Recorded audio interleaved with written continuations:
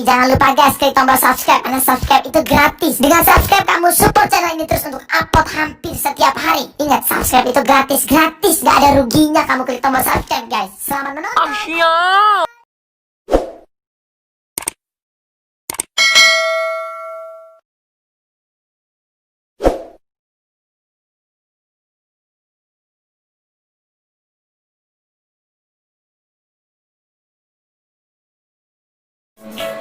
Unsur estetika dan ergonomis produk kerajinan bahan keras.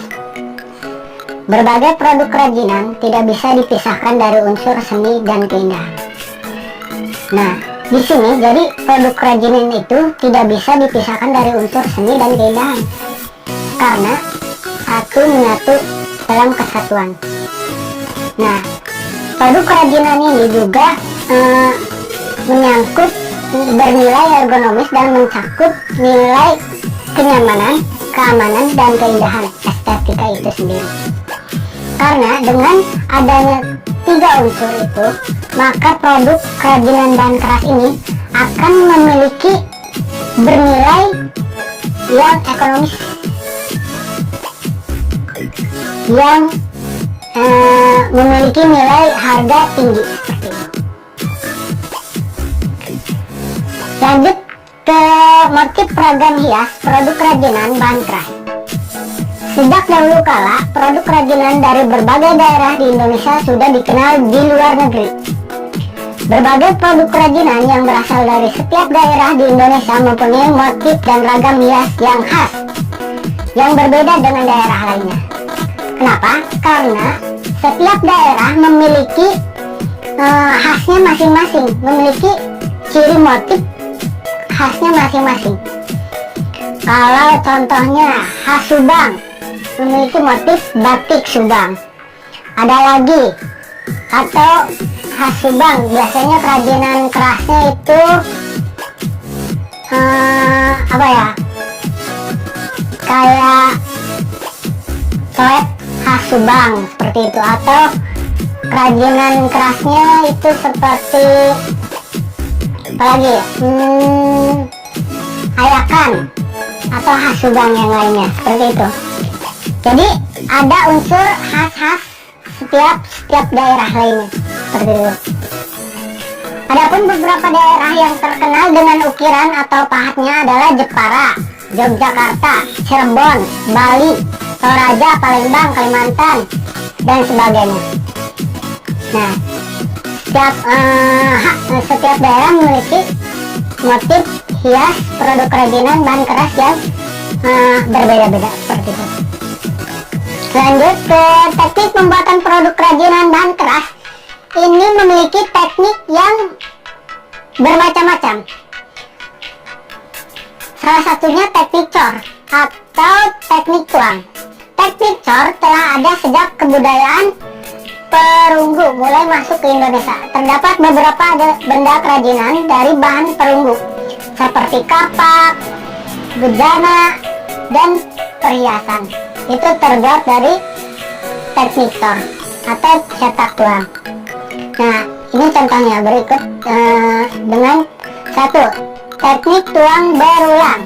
Di sini teknik ini semacam disebut teknik tuang berulang atau bitalep, karena menggunakan dua keping cetakan yang terbuat dari batu dan dapat dipakai berulang kali sesuai dengan kebutuhan, sehingga teknik ini disebut dengan teknik tuang berulang karena penggunaannya berulang-ulang seperti itu. Lanjut ke teknik Eva. Nah, teknik Eva ini berasal dari bahasa Belkamu atau Jerman, yaitu ETH, yang berarti memakan atau berkorosi atau berkarat. Benda-benda yang berasal dari logam dapat dieksa dengan merendam dan larutan esa atau larutan asam. Nah, di sini biasanya pembuatan teknik esa ini digunakan dalam pembuatan ukiran ke baja seperti itu, dalam bentuk seperti logo, pin seperti itu, yang biasanya digunakan oleh guru-guru seperti itu ada.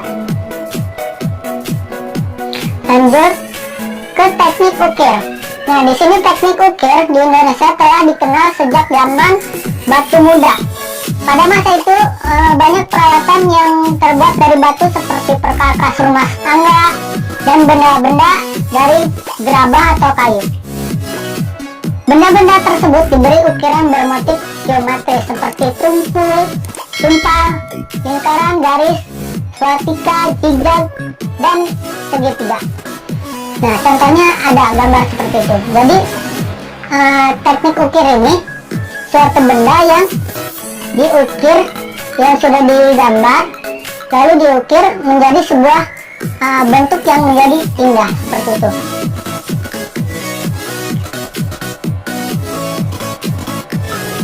Nah, ukiran itu biasanya berbentuk simbolis dan religius. Terdapat beberapa jenis ukiran, yaitu ukiran tembus, kawang, ukiran rendah, ukiran tinggi atau timbul, dan ukiran utuh. Oke, lanjut. Teknik pembuatan kerajinan bahan keras ini ada teknik bubut. Nah, ini sering kita dengar di kalangan anak kecil, seperti membubut panggal, seperti itu. Nah, teknik ini membubut itu diperlukan pahat bubut yang berfungsi untuk mengiris atau menyayat sebuah bentuk benda. Teknik bubut akan menghasilkan karya kerajinan yang simetris, bulat, dan rapi. Misalkan asbak kayu, vas bunga dari kayu, dan benda-benda mainan yang lainnya. Biasanya seperti panggal, biasa dibubut, sudah tahu ya, seperti itu, dan yang lainnya. Lalu ke teknik anyam. Ini juga sering kita ketahui. Teknik anyam ini adalah seni kerajinan yang dikerjakan dengan mengangkat dan menumpang tindihkan atau menyilang-nyilang bahan sehingga menjadi satu karya anyam. Karya kerajinan dari bahan keras yang menggunakan teknik anyam adalah biasanya menggunakan bambu, rotan, dan plastik. Oke, itu. Lalu ke perencanaan proses produksi kerajinan bahan keras. Nah, di sini pengolahan sumber daya usaha terdapat 6 tipe.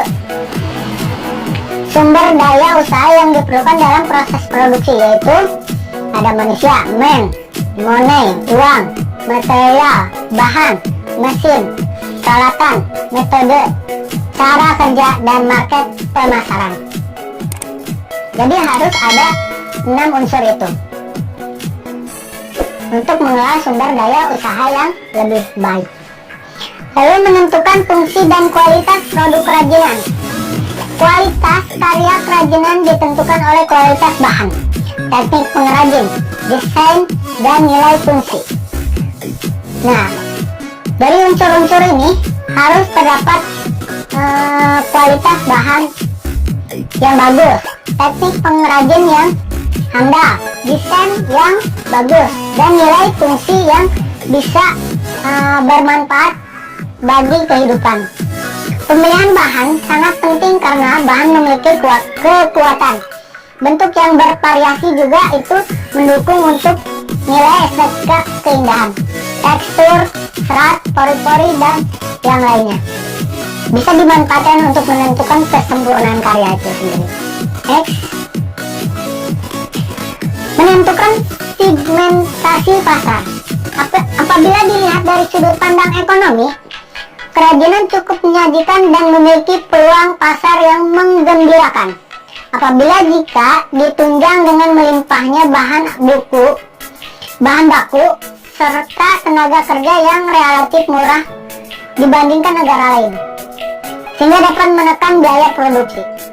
Jadi, di sini jika kita memiliki bahan kerajinan yang kualitasnya bagus dan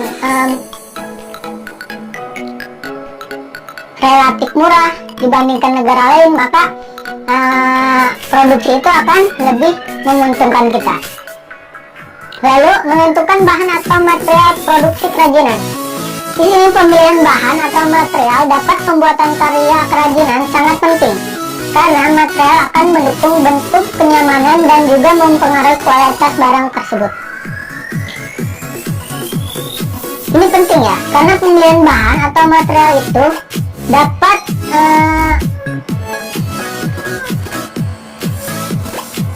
mempengaruhi kualitas barang tersebut dalam mendukung bentuk, kenyamanan bagi si pengguna, seperti itu. Menentukan teknik produksi. Ada beberapa jenis kerajinan yang membutuhkan alat dan keterampilan khusus untuk membuatnya. Teknik produksi kerajinan disesuaikan dengan bahan, alat, dan cara yang digunakan. Pembuatan produksi kerajinan yang menggunakan bahan keras alami dapat dilakukan dengan teknik pahat, teknik ukir, teknik konstruksi atau sambung, teknik raut, teknik bubut, dan sebagainya. Jadi setiap pembuatan bahan kerajinan keras ini harus ada memiliki setiap teknik produksi itu. Seperti tadi ya, teknik ukir, pahat, seperti itu. Teknik sambung, teknik raut, dan yang lainnya. Next, merancang produksi kerajinan ukir kayu. Ini contoh ya, dari produksi ya, kerajinan ukir kayu. Nah, merancang produksi kerajinan ukir kayu disebut juga dengan mendesain. Dalam hal ini, merancang gambar desain awal dalam membuat sebuah produk kerajinan sebelum dibuat. Di sini, sebelum kita mengukir kayu atau mengukir bahan kerajinan, maka sebelum itu kita harus mendesain dulu, menggambarnya dulu, supaya ada konsep untuk bentuknya seperti apa. Ya, lalu setelah itu baru